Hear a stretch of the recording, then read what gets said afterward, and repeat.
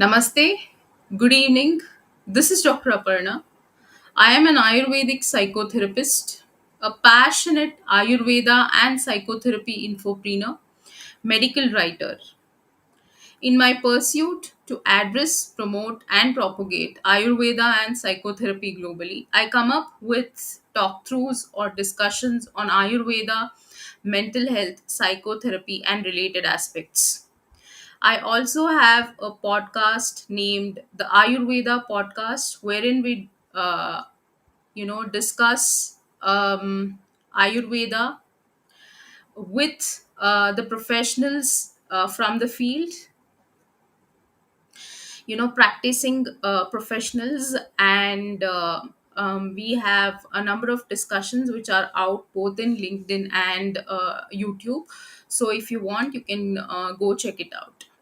So, today's topic of discussion is very very interesting, and it is a very intriguing, which builds in curiosity in people's minds, and I've got a number of queries on the subject.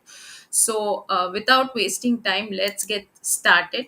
Today we are discussing mind as per Ayurveda, and we are comparing it with Western psychology. So mind in Ayurveda is called manas. So nature of mind, see, Ayurveda believes mind is subtle and omnipresent. So mind is considered as minute. We call it sukshma in Ayurveda, and it is residing throughout the body, not just the brain. Yes, you heard me right. It is not just in the brain. It is residing throughout the body. Every organ has, every cell in the body has, there is mind is present in every cell, in the body, so throughout the body as per Ayurveda. So single entity. So it is said that one there is only one mind. That means it is eka, but it governs an individual with qualities influencing overall, well-being. See, when I talk about Ayurveda's view of mind, Ayurveda does not subscribe to a concept directly equivalent to the modern, Western theory of mind. But Ayurveda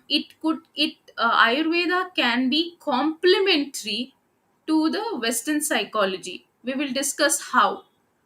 So Ayurveda emphasizes, the interconnectedness of mind, body, and soul. The psychosomatic interconnectedness with the soul.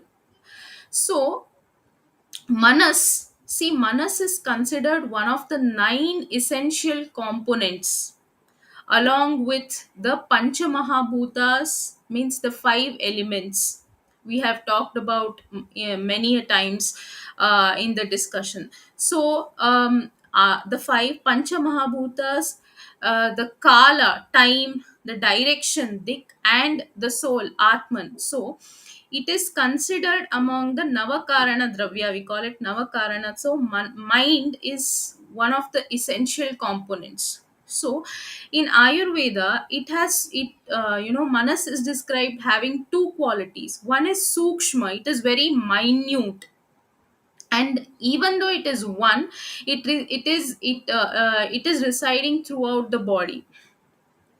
And Eka, unity, is a single mind governs an individual. So functions as per Ayurveda includes, connecting the senses, the sense organs to the soul. So self regulation and control are the functions, and processing thoughts and experiences we'll discuss in detail. So, in Ayurveda, mana. So, it is said in Sutrasthana that mana sangna grahana indriyartha samparka hetur buddhihi. So mind is the cause of perception, mind is the cause of understanding, and mind is that link which connects the sensory objects, the sense organs, through the intellect. So we will know it in detail. So it is in Vagbata Uttara Tantra, it is also said that Manaha Sankalpa Chetana Ahankara Smritihi. That means mind is responsible for imagination, intention, memory, and ego. So, what these shlokas highlight is the mind's role in processing sensory information. What I told, no, the connection with connecting the senses to their objects through the intellect. So, mind's role in processing sensory information, so forming thoughts and intentions and maintaining a sense of self, basically decision making. They emphasize the mind's link to both perception and cognition. So perceiving, and cognition. Cognition means thinking through the intellect. The intellect is called buddhi in Ayurveda. So what Western psychology thinks of mind? Western psychology, mind is an abstract concept. Abstract means which is not physically present. It is a theory. They have made it a hypothetical theory, but it is not a physical entity. So it is associated, mind in as per Western psychology is associated with complex brain functions. That means it is different mental processes like memory, emotion, and perception are localized in specific brain regions. That means they as per Western psychology, brain is mind is limited to the area of brain most of the times.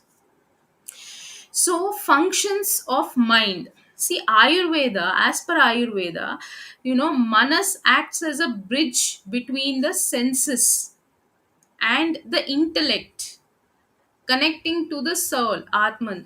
So here they talk about processing of information and integration.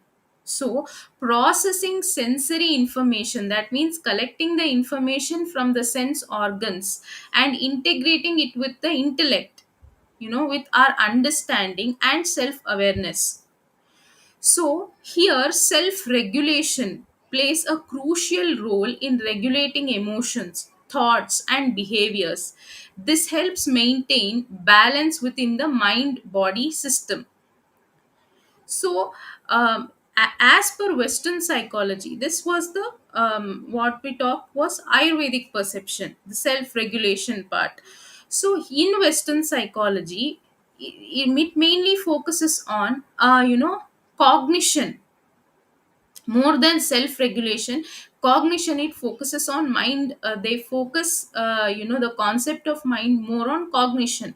So focuses on mental processes like thinking, reasoning, problem solving, and decision making. So they also, it is like one is emotions, so explores the generation, regulation, and experiencing various kind of emotions. So experiencing emotions. Memory investigates how memories are encoded, stored, retrieved, and forgotten. Consciousness, so examines the state of awareness and subjective experience. Then self awareness, so studies how individuals develop a sense of self and their identity. So if we see both Ayurveda and Western psychology, when it comes to functions, they complement each other. So if we have to deep dive into the functions of mind again, so understanding the mind is a central theme. So in both Ayurveda and Western psychology, but only the approaches are different. So see the processing of information and integration. So according to Ayurveda, manas acts as a bridge between the senses. Senses means I am talking about five sense organs: the ears, hearing, the touch, twak, the touch, grana, from the nose, the smell, rasana means taste, tongue, and chakshu means sight. All these, as per Ayurveda, manas acts as a bridge between the senses and the intellect. That means, whatever we if suppose we are tasting something or smelling something or touching something, mind acts as a bridge between, the perception and the intellect. So mind receives the sensory information, filters it based on our doshic constitution as per Ayurveda. We have discussed n number of times that Ayurveda mainly relies on Tridosha theory. So Vata, Pitta, and Kapha, the doshic constitution, and presents it to the Buddhi for interpretation and understanding. This integrated information then influences our self awareness and guides our responses to the world. So, mainly it is saying that Manas receives sensory information and it filters the information based on our doshic constitution, which is unique, and presents it to the buddhi, that means intellect, for interpretation and understanding. So this integrated information then influences our self awareness and guides our responses to the world. So same in the western psychology, even though the outcome is the same, the approach is different. So for Western psychology focuses on various cognitive processes involved in the information processing. Perception, so how sensory information is received and interpreted by the brain.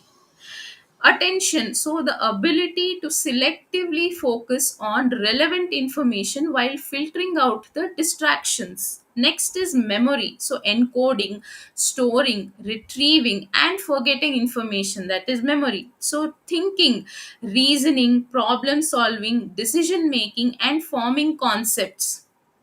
Next important thing Western psychology talks about is language, so understanding and producing spoken and written communication. So mind also functions as, this. And if we have to talk about regulation and control aspects, Ayurveda says manas plays a vital role in regulating emotions, thoughts, and behaviors. So it helps maintain a balance between mind body system. How? By counteracting the influence of imbalanced doshas that can lead to emotional and mental disturbances. So a healthy mind, what it does is it counteracts the influence of imbalanced doshas. Whatever dosha is imbalanced, the mind, the sound mind, counteracts it. And because it this if it doesn't counteract, it can lead to emotional and mental disturbances. See, practices like meditation and pranayama are believed to strengthen manas and promote, mental resilience. And then, as per Western psychology investigates the mechanisms of emotional regulation, including strategies like cognitive reappraisal, emotional expression. Western psychology explores how the prefrontal cortex, exerts control over the impulses and helps in planning and goal directed behavior. So, Western psychology also studies the role of neurotransmitters like serotonin and dopamine in regulating mood and motivation. So, in the aspect of imagination and intention formation, so if we have to discuss imagination and intention formation, Manas, as per Ayurveda, is involved in forming our imagination and intention. So, Mind influences our desires, that is kama, and aversions, that is dvesha in Ayurveda. So, which can create both desires and aversions. So, mind is involved in forming the imagination and intention. So, it also influences our desires and aversions. What happens? Both these can create mental imbalances if not managed effectively. So, Ayurveda says cultivating positive emotions and practicing mindfulness are believed to help manas guide our intentions towards the constructive goals. So, as per Western psychology, the Western psychology investigates the role of the limbic system. So, in generating emotions and motivations. So, Western psychology studies how memory, belief systems, and cultural influences shape our desires and intentions. So, Western psychology explores the role of executive functions in the prefrontal cortex in setting goals and planning actions. So, when it comes to role in perception and experience, so in Ayurveda, manas significantly influences how we perceive and experience the world. Our individual doshic constitutions, the tridoshas, our prakriti, can influence how we interpret sensory information and react to situations as per Ayurveda. For example, someone with imbalanced vata might perceive a situation as more stressful than someone with balanced dosha. So here, doshic imbalance, might perceive a situation differently if there is no as compared to when there is no dosha imbalance. The next thing is, in the Western psychology, the focus is mainly on the role of sensory processing and cognitive biases in shaping perception. So, studies show how attention, memory, and motivation influence what we notice and how we interpret it. So, Western psychology explores the role of conceived mental frameworks in shaping our experiences. So, Western psychology focuses more on sensory processing, cognitive biases in shaping the perception. So, and see, both Ayurveda and Western psychology offer valuable, insights into the functions of mind. Ayurveda emphasizes the mind body connection and the role of mind in shaping our experiences, while Western psychology delves deeper into the cognitive processes. I think we'll discuss the remaining in the next session. This is a very interesting discussion, and let me know how you feel, of the differences or the similarities between what Ayurveda thought 5,000 years ago compared to what Western psychology, was formed 200 years ago, roughly. So there are similarities, but the approaches are different. So, thank you for staying tuned, and I will continue this in the next. We'll continue this in the next session. So, thank you for watching. Stay tuned for more such informative videos.